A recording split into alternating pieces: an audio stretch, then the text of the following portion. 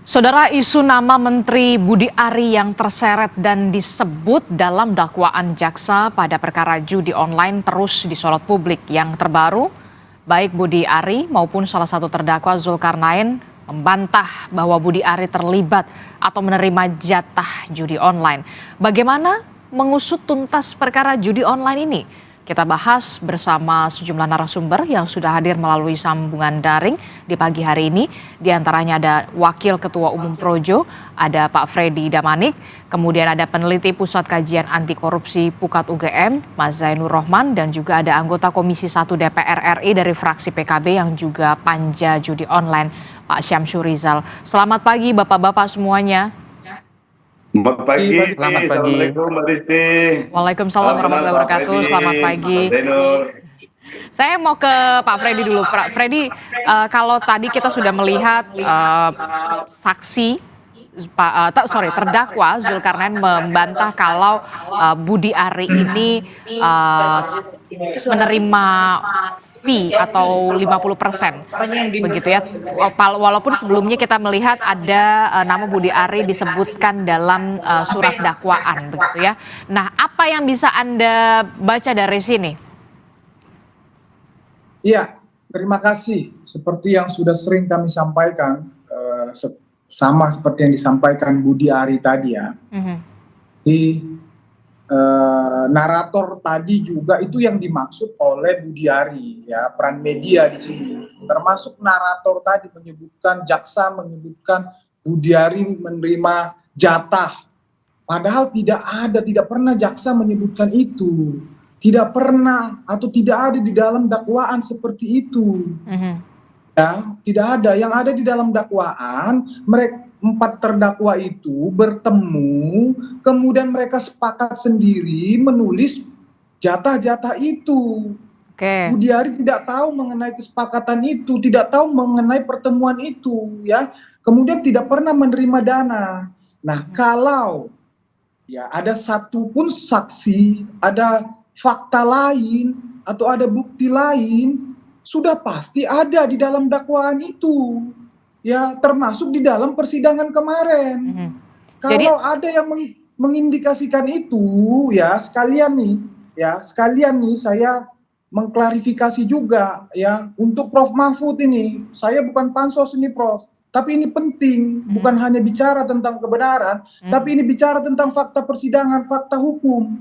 Ya, Prof mengatakan di media berdasarkan rumor, walaupun Prof bilang rumor, tapi udah menjadi fitnah. Berdasarkan rumor, Prof bilang ya di polisi sudah tersebar bahwa ya tempatnya sudah ada, jumlahnya ada, videonya ada.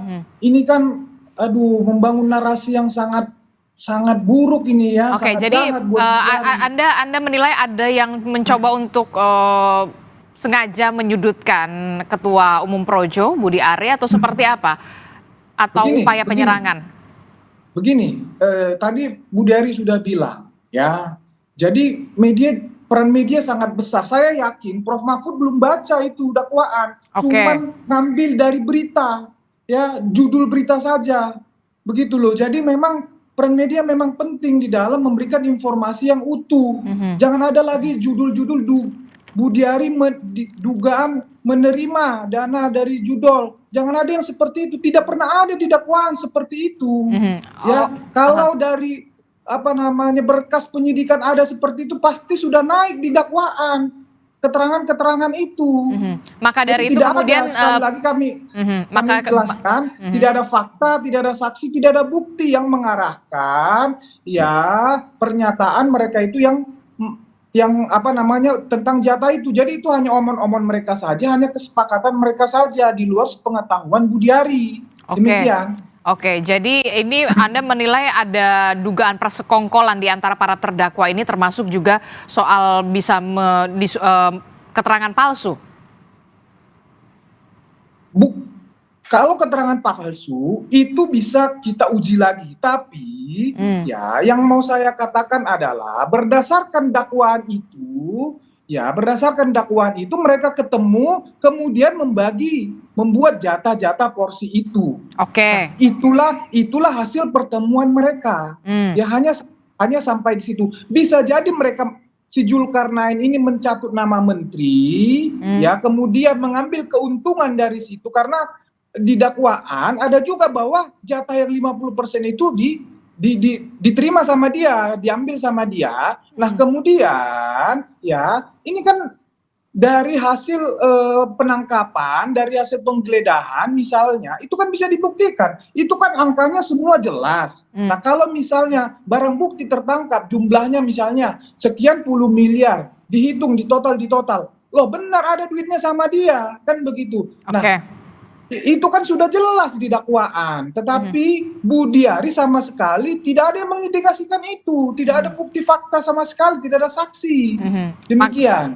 Maka dari itu kemudian Budiari juga siap ketika memang nanti ada panggilan untuk memberikan kesaksian dan juga keterangan di muka persidangan kalau memang akan ada pemanggilan itu ya. Iya. Seperti kata Kapus Penkum ya, kalau memang dibutuhkan untuk keterangan itu, Budiari sangat siap. Mau seperti pakar hukum tadi mau dikonfrontir atau apapun namanya silakan, sangat siap Budiari untuk hal itu. Oke, supaya semuanya jadi terang benderang dan juga clean and clear begitu ya, Pak Freddy ya. Saya ke Mas Zainur Rohman dulu. Mas Zainur Rohman, dari kacamata Anda melihatnya seperti apa dari kasus ini sendiri? Apa yang bisa dilakukan oleh majelis hakim dalam persidangan selanjutnya dalam pembuktian begitu ya? Kalaupun ini memang harus secara terang benderang, clean and clear begitu dalam pembuktian, ada atau tidaknya sebenarnya? Ya, judi online ini kan sangat merugikan rakyat ya. Menurut PPATK 1 tahun jumlah transaksinya 600 triliun. Betul. Maka ini sudah menjadi penyakit yang harus diberantas. Oleh karena itu persidangan ini harus bisa mengungkap dengan terang semua pihak yang terlibat.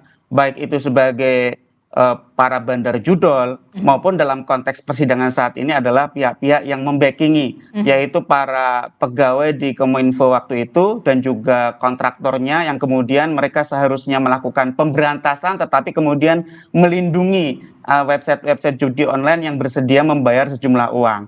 Nah, yang menjadi perdebatan ini kan ketika di dalam dakwaan itu memang disebut nama Budiari itu disebut. Yang saya ingin jelaskan pertama adalah agar masyarakat paham, dakwaan itu disusun dari mana? Dakwaan itu materi utamanya disusun dari BAP yang dilakukan oleh penyidik. Siapa penyidiknya dalam kasus ini? Penyidiknya adalah penyidik Polri.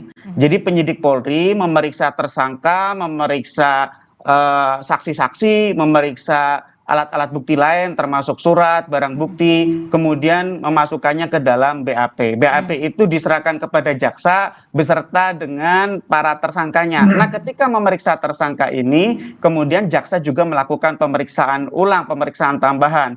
Setelah itu kemudian berbekal dari BAP dan pemeriksaan terhadap para tersangka, jaksa membuat dakwaan. Kemudian itu oleh jaksa penuntut umum dibacakan di depan ruang sidang ketika persidangan pertama kali itu. Nah, di dalam dakwaan terhadap Zulkarnain ini betul disebutkan nama Budi Aris Setiadi dalam berbagai konteks.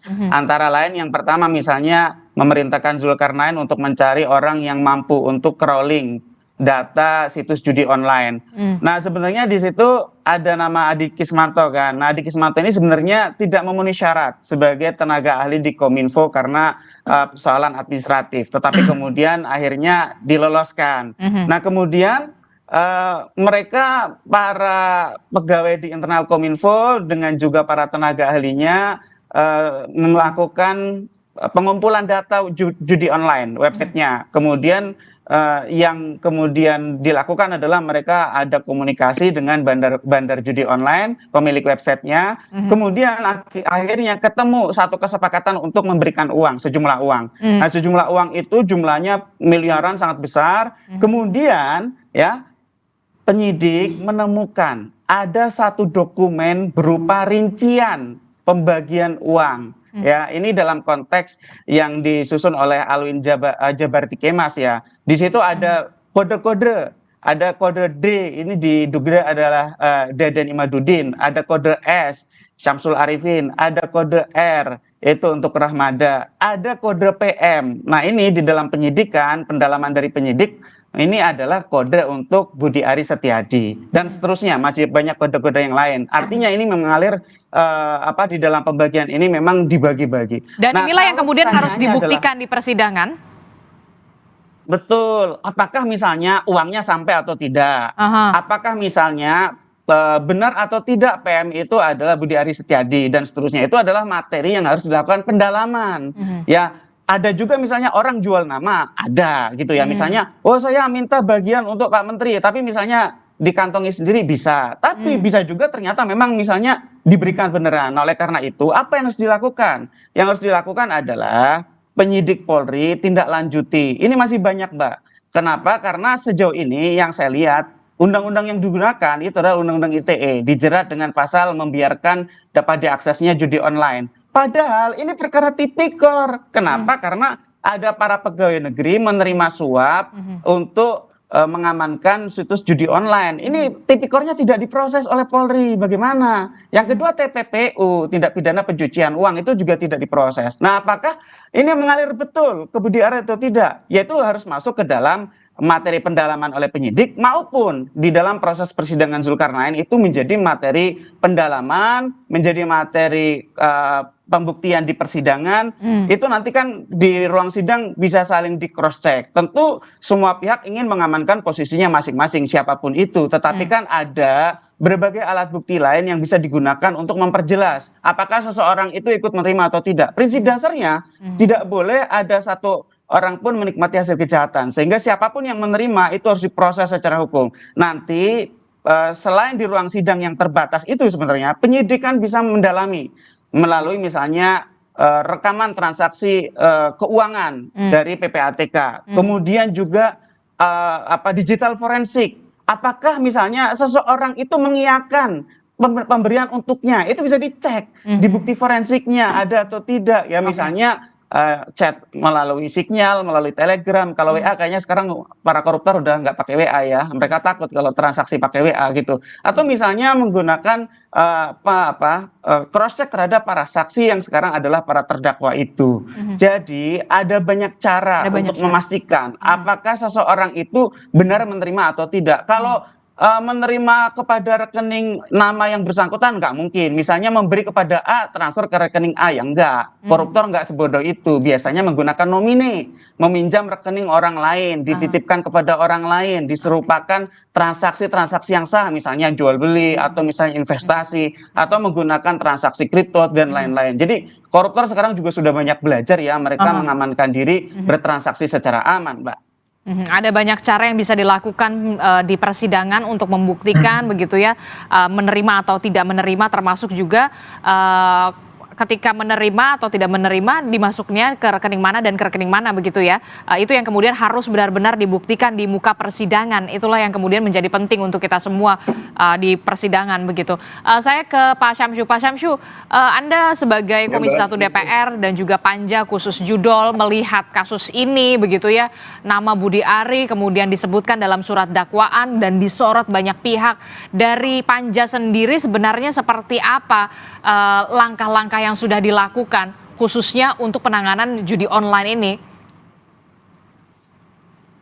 Ya, makasih banyak Mbak Adisti. Yang pertama, salam, selamat pagi Mas Freddy, Mas Zainur, dan seluruh yang menyaksikan ini. Kita Panja ini belum sampai pada titik mengkonfrontasi berbagai kelembagaan terkait. Tetapi yang kita temukan ada beberapa indikasi bahwa judi online ini kita tidak bicara lagi soal dampak yang luar biasa, tetapi judi online ini belum dijadikan sebagai salah satu mainstream gerakan anti korupsi, sekaligus juga belum ada perspektif mitigasi dalam kebijakan-kebijakan kementerian dan lembaga. Ya. Kemudian yang terakhir yang kita temukan itu yang insya Allah akan kita jadikan bahan rapat pada pertemuan berikutnya itu adalah ada indikasi bahwa sudah mulai terjadi trial by the press terhadap seperti contoh Mas Budi Ari tadi disebutkan, sebelumnya juga dalam ulasan salah satu media menyebutkan ada salah satu ketua harian partai yang menjadi backing dari judi online ini. Yang ini kemudian belum sempat juga ada klarifikasi yang bisa menjustifikasi benar atau tidaknya. Dan ini cenderung menjadi pengadilan di luar pengadilan lah. Ini dilakukan oleh teman-teman media kalau ini tidak diusut tuntas. Oleh karena itu kita berharap dari panja ini kita sementara ingin merekomendasikan kepada beberapa kementerian kelembagaan untuk Satgas Penanganan Judi Online ini juga diperkuat oleh keputusan-keputusan kelembagaan. Bahkan sudah ada usulan untuk menetapkan judi online ini sebagai darurat bencana nasional.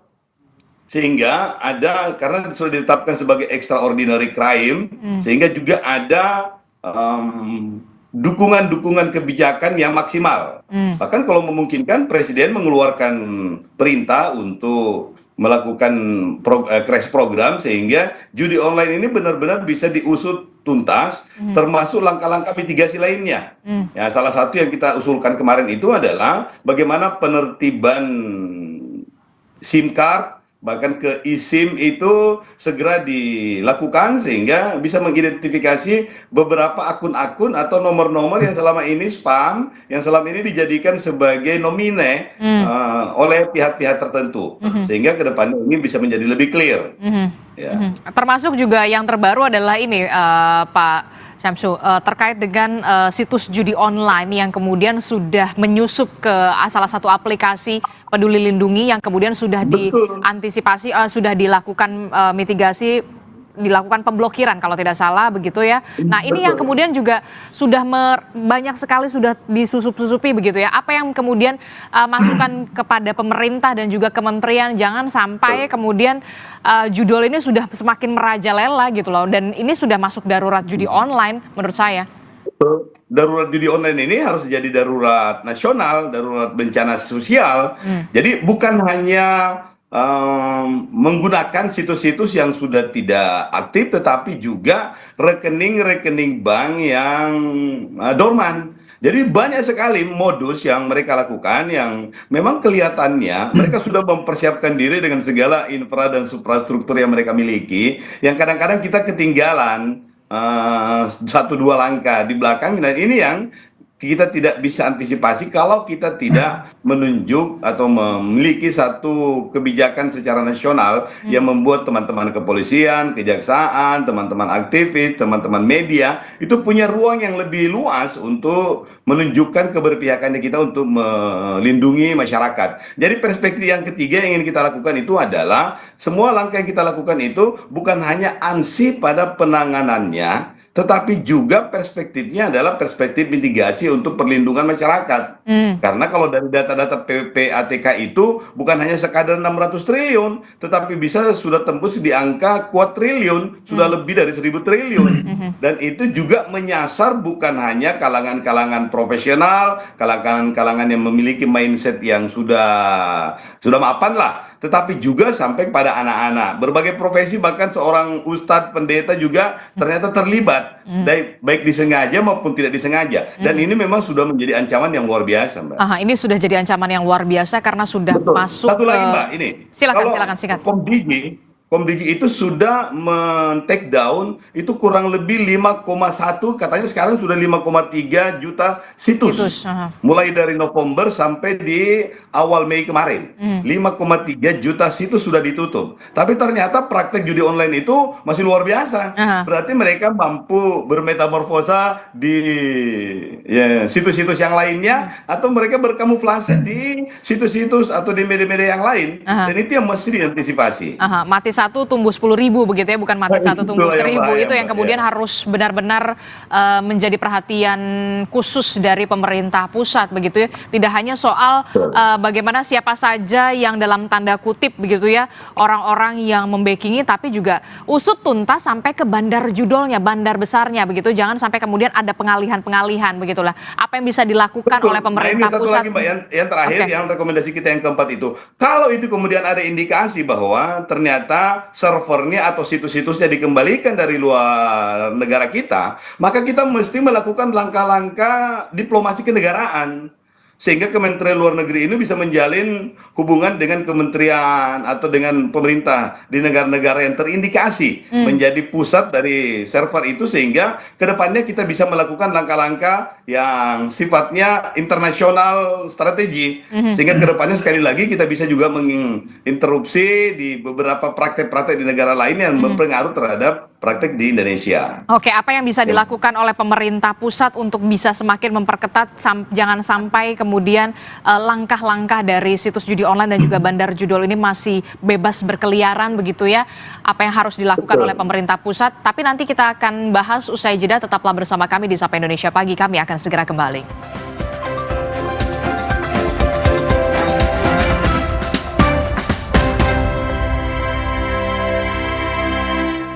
Masih bersama kami dalam Sapa Indonesia Pagi, saudara, kita masih membahas soal bagaimana judi online gitu ya. Masih membahasnya bersama dengan Mas Zainur Rohman, kemudian ada Pak Freddy dan juga Mas Syamsu, Pak Samsu begitu. Saya ke Pak Syamsu. Pak Samsu, ini kan kalau kita lihat ya, judi online yang main judi itu bukan lagi orang-orang kaya, orang-orang berduit, bahkan sampai ke daerah-daerah yang orang tidak mampu, mohon maaf begitu ya, sudah bisa mengakses dengan mudah. Anak-anak mirisnya hampir semua lini sudah bisa mengakses. Nah, ini jadi apa ya? Sebenarnya harusnya jadi perhatian khusus dari pemerintah pusat supaya kemudian akses ke orang-orang yang memang sebenarnya tidak bisa dicegah begitu ya, seperti anak-anak, kemudian orang-orang yang memang seharusnya memang tidak bermain judi online. Inilah yang kemudian harusnya ada upaya mitigasi yang lebih serius. Nah, kalau dari Panja sendiri seperti apa? Betul. Dari kita sudah insya Allah akan merekomendasikan, dan ini akan kita rapatkan sebenarnya, bahwa memang kalau sudah dikategorikan atau ditetapkan sebagai darurat bencana nasional, kemudian juga dimasukkan dalam extraordinary crime, maka praktek judi ini tidak hanya sekadar pada penegakan hukumnya saja, tetapi juga sudah sampai pada pencegahannya. Jadi sudah ada langkah-langkah mitigasinya, dan itu diperkuat dengan berbagai regulasi yang memungkinkan kementerian dan lembaga itu bisa melakukan langkah-langkah antisipatif. PPATK punya ruang ketika terindikasi misalnya ada rekening-rekening tertentu yang tiba-tiba dulunya rekening dorman, kemudian tiba-tiba transaksinya tiap hari banyak, itu sudah terindikasi, punya kewenangan untuk misalnya menutup sementara. Demikian juga dengan lembaga-lembaga lain yang terindikasi ada tempat yang menjadi penerima antara misalnya atau rekening cangkang misalnya, itu bisa punya kesempatan untuk breakdown, kemudian suspend terlebih dahulu misalnya, dan lain-lain. Semua kelembagaan itu. Kenapa? Karena yang menjadi bahaya ini bukan hanya sekadar bencana sosialnya, tetapi ini sudah sampai pada mereduksi kepercayaan publik terhadap penyelenggara negara, penyelenggara pemerintahan. Ya, contohnya tadi Pak Menteri, kemudian juga salah satu ketua harian, itu kalau dibiarkan mungkin besok-besok ada lagi yang seperti itu. Pasti rakyat akan bertanya, berarti hampir semua ada penyelenggara kita terlibat. Karena kalau Pak Budi Ari dianggap terlibat dan itu tidak clear, maka semua orang akan menganggap bahwa Pak Menteri beserta dengan seluruh lingkungan strategisnya, termasuk organisasi masanya, ormasnya. Demikian juga dengan ketua harian tadi. Dan mungkin besok-besok ada lagi yang disebut. Ada menteri, ada polisi, ada kejaksaan, atau ada yang membackingi dan lain-lain. Jangan dibiarkan publik kemudian menganggap bahwa mereka-mereka itu sudah hampir pasti terlibat. Itu tadi saya katakan, bisa cenderung terjadi trial by the press, dan itu sangat berbahaya untuk membangun kepercayaan publik terhadap penyelenggara pemerintahan dan aktivitas-aktivitas yang lain. Oleh karena itu memang harus menjadi perhatian serius. Oleh karena itu kita sasaran utamanya adalah menetapkan masalah judi online ini sebagai extraordinary crime, kemudian juga menjadikan judi online ini sebagai darurat bencana nasional. Termasuk juga soal begini pertanyaannya, berani tidak sebenarnya pemerintah pusat begitu ya, benar-benar ambil alih, benar-benar berperan penting begitu, hands on terhadap bandar judi online ya begitu, tidak hanya sekedar hanya orang-orang yang mengelola dan segala macam, tapi bandar judi online-nya ya sekarang masih tersenyum lebar tampaknya. Betul, Mbak, dan itu memang intelektual dadarnya, karena kalau kita menggunakan undang-undang ITE, kemudian KUHP, sampai pada intelektual dadarnya, karena penyiapan kondisi atau infrastruktur terjadinya transmisi atau penyebar luasan.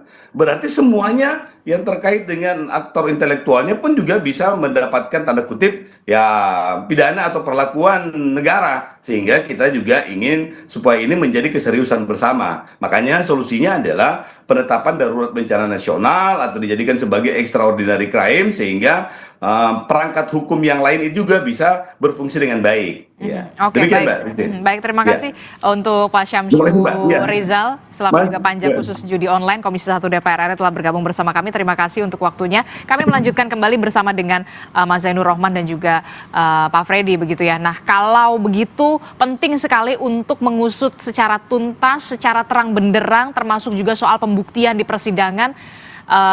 Ketika memang Pak Budi Ari kemudian dimintai keterangannya sebagai saksi di persidangan begitu ya Pak Freddy ya, untuk bisa benar-benar mengkelirkan juga begitu Pak Freddy. Ya, ya. Jadi kita sepakat sekali apa yang disampaikan tadi Pak Syamsu Rizal tadi tentang hal-hal yang sangat urgent, sangat darurat untuk pemberantasan judi online ini ya. Kita sepakat, dan itulah sebetulnya yang dilakukan Budi Ari ketika dia jadi Menkominfo ya. Kalau menurut kami justru Budi Ari lah yang sampai sekarang yang sangat layak dijadikan pahlawan pemberantasan judol. Apa namanya, semua jejak digitalnya sangat banyak tentang hal itu. Bahkan kami tadi disebut ormas kami ya, Projo, itu diperintahkan seluruh Indonesia ya untuk membuat apa namanya semacam banner-banner seluruh Indonesia berantas judol atau tolak literasi digital yang dilakukan untuk pemberantasan judol. Itu dilakukan Budi Ari, termasuk dalam hal tadi yang ada misalnya disebutkan tadi Mas Zainur Rohman di dakwaan ya, kan ada dua cuma perintah presiden kepada Budi Ari. Pertama berantas judol, yang kedua benahi BTS. Nah, itulah kepentingannya ketika dia punya waktu cuma 1 tahun 3 bulan, maka dimaksimalkanlah ya resources yang ada bagaimana untuk memberantas judol itu. Itulah kenapa dia hubungannya sama Tony. Tony punya orang si AK tadi itu yang mampu ya, dia ini hacker sangat muda yang mampu untuk memblokir ya, mengumpulkan dan memblokir sekian banyak situs-situs judi online. Itu cerita awalnya. Jadi Tony ini si AK ini mempresentasikan di hadapan Budi Ari dan seluruh pejabat Kominfo ya tentang alatnya tadi itu, tentang kemampuannya dia itu untuk memblokir ini. Nah, yang selama ini hanya 10.000, nah alat si AK ini dan kemampuan si AK ini mampu menjadi 50.000 sampai 100.000 per hari. Nah, itulah alasan kenapa dia direkrut. Kalau saya nggak salah dia bukan karena memang betul ya sebagai tenaga ahli memang tidak memenuhi syarat S1.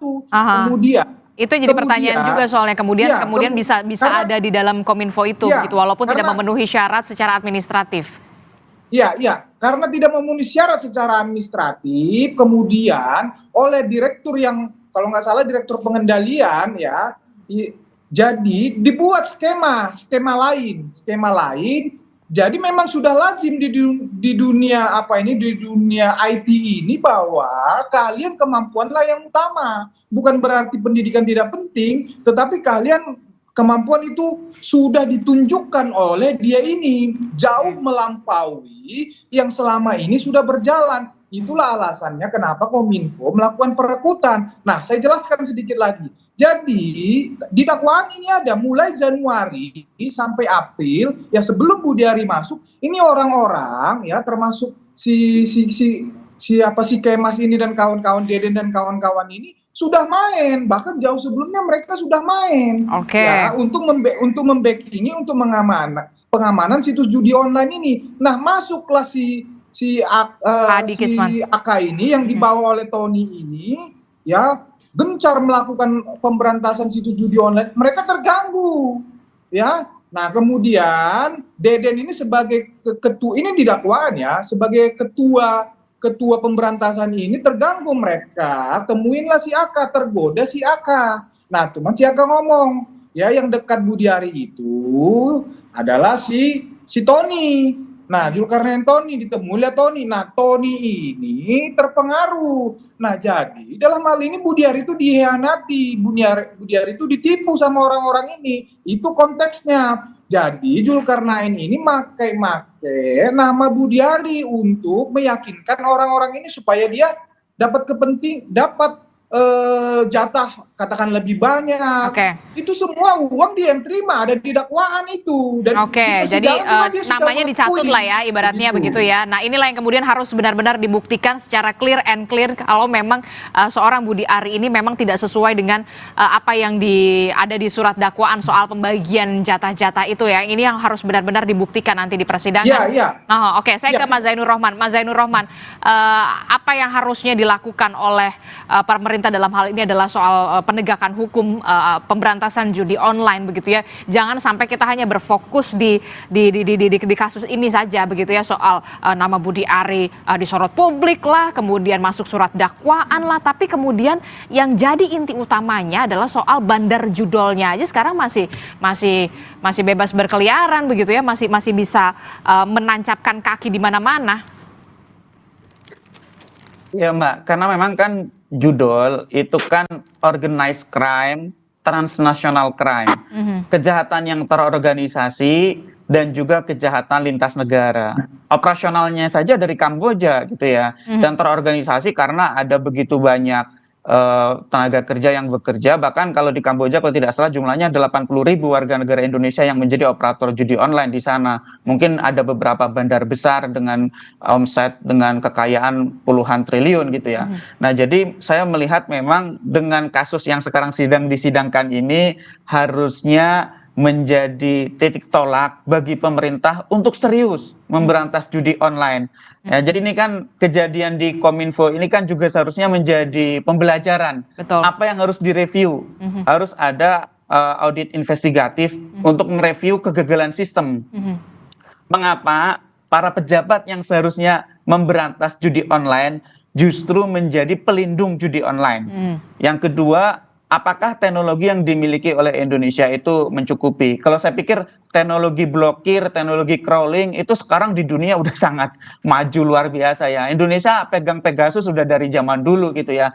Apalagi sekadar untuk judi online yang sebenarnya mereka kelemahan untuk memberantas judi online itu kan kecepatan replikasi. Jadi kalau satu ditutup, dia masih ada satu lagi, mirroring satu lagi, mirroring satu lagi, dan seterusnya. Tetapi dari sisi teknologi itu sangat mampu. Yang menjadi masalah adalah si pengendali teknologi inilah yang kemudian pagar makan tanaman itu tadi. Sehingga seharusnya memang ini harus menjadi evaluasi bagaimana gerakan yang dilakukan oleh pemerintah untuk memberantas judi online agar tidak dapat diakses oleh masyarakat. Nah, dari sisi hukum, yang paling penting adalah bagaimana memberantas judi online ini dengan pendekatan TPPU, tindak pidana pencucian uang.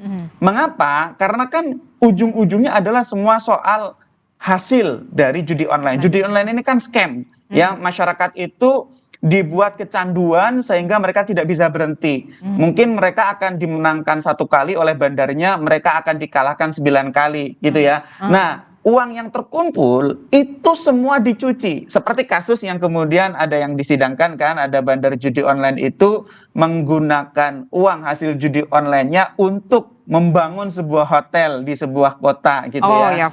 Nah, hotelnya itu hasil dari pengumpulan judi online. Nah, itu bisa diketahui dengan menggunakan data dari PPATK. Karena itu secara teknologi semua bisa dipetakan. Oh, ternyata meskipun menggunakan rekening-rekening dorman, rekening yang tidur tidak digunakan, menggunakan rekening nomine, pinjam nama orang lain, tetapi ujung-ujungnya itu akan masuk kepada satu instrumen keuangan. Apakah itu instrumen keuangan perbankan atau misalnya sudah dibelikan cryptocurrency dan lain-lain. Itu artinya peran PPATK begitu major ya, tapi kemudian kewenangannya PPATK juga kan terbatas, hanya ini ada temuan ini nih, tolong ditindaklanjuti. Itu kan kewenangan aparat penegak hukum begitu. Ya, memang peran PPATK adalah analisis transaksi keuangannya ya. Sedangkan untuk nanti kalau sudah dituangkan dalam laporan hasil analisis itu akan diserahkan oleh PPATK kepada aparat penegak hukum. Nah, selanjutnya aparat penegak hukum tindak lanjut dong. Nah, ini kan dengan uang puluhan triliun, ratusan triliun, bahkan PPATK bilang 600 triliun. Tadi Pak Rizal bilang, oh sudah ribuan triliun sekarang.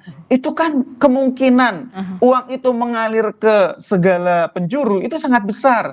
Tidak tertutup kemungkinan juga backing judi online itu ada para pejabat pemerintah, aparat penegak hukum, juga misalnya di dunia swasta, misalnya mereka-mereka yang menyediakan jasa di bidang teknologi informasi, di bidang telekomunikasi. Ini uang ratusan triliun, 600 triliun, besar sekali. Sehingga kemungkinan itu mengalir itu harus diantisipasi oleh negara dengan cara itu tadi, memetakan siapa saja ya bandar-bandarnya, bandar-bandar itu backingnya siapa saja. Enggak ada bandar tanpa backing, ada backingnya. Nah, itulah yang harus diberantas. Seperti yang sekarang disidangkan itu, yang tadi Zulkarnain, Apriliantoni dan kawan-kawan itu gitu kan. Nah, sekali lagi, soal apakah Budi Ari ini terlibat atau tidak. Kalau soal presumption of innocent itu harus kita utamakan, betul. Tetapi masyarakat juga perlu kejelasan. Kejelasan itu memang dari persidangan Zulkarnain. Jadi saya juga ingin menjelaskan kepada masyarakat, satu persidangan itu akan fokus untuk membuktikan apakah terdakwanya itu bersalah atau tidak. Sedangkan untuk pihak lain itu bukan merupakan fokus dari persidangan itu. Sehingga untuk menjawab apakah Budi Ari itu terlibat atau tidak, itu tidak bisa dibebankan sepenuhnya pada persidangan Zulkarnain. Zulkarnain itu persidangannya ya untuk Zulkarnain itu. Sehingga ini yang ditunggu adalah ya memang akan ada banyak informasi yang bisa di cross check di persidangan Zulkarnain, tetapi ini dikembalikan kepada penyidiknya. Penyidik kan punya pengetahuan apakah ini Zulkarnain jual nama atau memang ada aliran, dan penyidik itu dibekali dengan pelatihan, kemampuan yang mereka miliki. Mereka sudah berpengalaman puluhan tahun. Apakah seseorang itu hanya dijual namanya atau benar-benar menerima dengan yang tadi saya sebutkan itu. Akan diperiksa komunikasi digitalnya, akan diperiksa rekening-rekeningnya, akan diperiksa keterangan para saksi, akan diperiksa barang-barang bukti, akan diperiksa surat-surat gitu ya. Sehingga ya kita harus bersabar, masyarakat tidak boleh juga menuduh Pak Budi Ari tersangka aja belum, apalagi bersalah. Belum, sama sekali masih sangat jauh. Sehingga sekarang Pak Budi Ari statusnya dengan masyarakat lain sama, tidak ada status hukum apapun pada yang bersangkutan. Tetapi sekali lagi, masyarakat juga perlu kepastian dari aparat penegak hukum. Oleh karena itu, yang menjadi pertanyaan masyarakat sampai sekarang, apa tindakan dari penyidik, termasuk kalau kami mempertanyakan, ini clear. Sampai sekarang pasal yang digunakan, Mbak, itu adalah pasal Undang-Undang ITE, membuat dapat diaksesnya judi online secara digital gitu ya. Kenapa tidak pakai pasal tipikor? Zulkarnain itu kan mendapatkan pembayaran dari pemerintah. Itu kalau menurut Undang-Undang 3199 Junto 2021, Zulkarnain adalah pegawai negeri. Itu harusnya dijeratnya pakai pasal tipikor. Apalagi seperti Denden Imaduddin Soleh dan kawan-kawan, Mbak. Ini termasuk juga masuk ke penyalahgunaan wewenang ya. Termasuk juga ke penyalahgunaan kewenangan ya. Betul. Yang paling jelas suap. Oke, baik. Nanti kita akan lihat bagaimana kasus ini terus bergulir, termasuk juga soal sidang pembuktian yang sangat amat ditunggu oleh publik. Terima kasih Mas Zainur Rohman dari Pukat UGM, kemudian ada Pak Freddy juga dari Projo. Terima kasih Bapak-Bapak telah bergabung bersama kami. Selamat pagi, sehat selalu. Assalamualaikum. Waalaikumsalam, terima kasih.